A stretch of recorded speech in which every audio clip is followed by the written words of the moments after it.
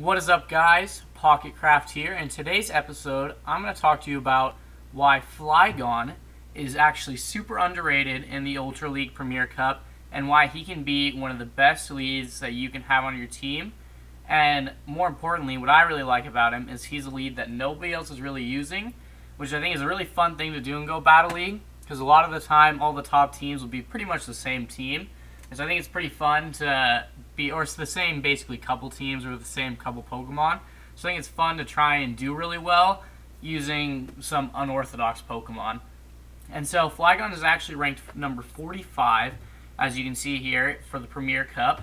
And he has some pretty good key wins against Charizard, Snorlax, Gengar, Dragonite, Alolan Muck. But he also has some key losses, as you can see, against Venusaur, Gyarados, Swampert, Lapras, and Empoleon. However, there's a couple other wins that are pretty important that really meta Pokemon that Flygon can beat. And a couple of those are, just to list a few, will be Machamp, Escavalier, Magnezone, Empoleon, Gallade, Toxicroak, Electivire, Obstagoon, Snorlax, Lucario, Blaziken, and Charizard. As well, Charizard's already up there, excuse me.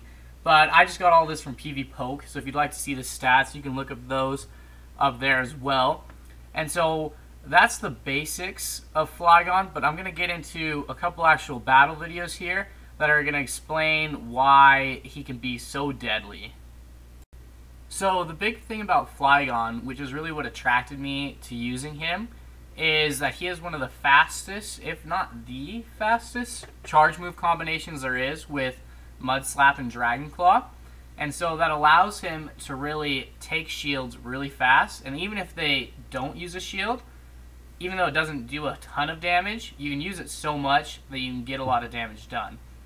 And so, as you can see there, I use a strategy that I like to use with Flygon pretty often, where I'll charge it up a little bit extra, so it seems like I'm going to use Earthquake, and then hopefully I get a shield out of that. But I got pretty lucky here against Blaziken. Blaziken's a pretty good matchup for Flygon. And many of you are probably wondering why there's only one charge move on Flygon right now.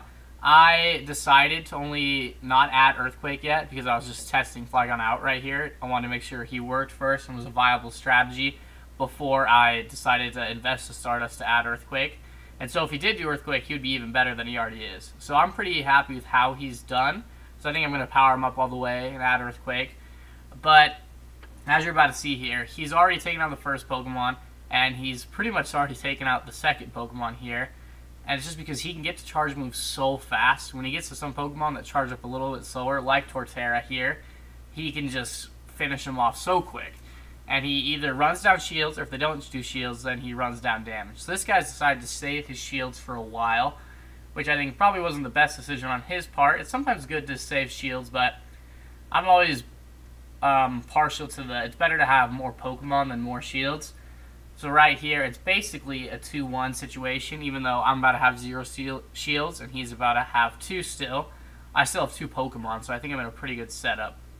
And so, the extra Pokemon here, I just threw in Venusaur and Gengar on my team because I already had 2 pretty good ones, and they're just good in the Ultra League. However, they're not really important to this. I was just focusing on Flygon, so I just kind of added 2 random Pokemon. And so I do end up winning this fight. I switch into Gengar because I know that he's going to have Dark Pulse, which will destroy Gengar. And so I don't want him to finish off Venusaur and then be able to get rid of Gengar immediately. And so I switch into Gengar, and then he takes out Gengar, and Venusaur is able to take him out.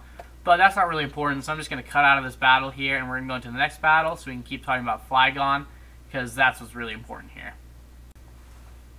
Alright, so going into the next battle, the opposing trainer leads with an Arcanine, which is not very typical. I don't think I've seen an Arcanine yet in Ultra League, but it works pretty well for me. It gives me the advantage for sure.